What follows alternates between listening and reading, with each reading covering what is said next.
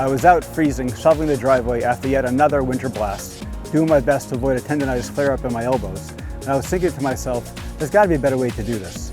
As I was clearing my way around my car, it occurred to me, can't I just attach a plow to the back of my car and back out the, 30-35 feet of my driveway and clear the snow that way? So that was the eureka moment. The idea was to design a lightweight plow that could get the job done, anybody can use it, and be able to attach to any car, not just the 2-inch hitches of SUVs and 4x4s. And at the same time, it could fold in half for easy storage in the garage or for transport and portability in the back of a trunk. So after engaging an engineering design firm, we went about designing the first prototype. It met all the requirements, lightweight, could fold in the middle. The problem was it was finished in October, and there's no snow in October, so what do you do?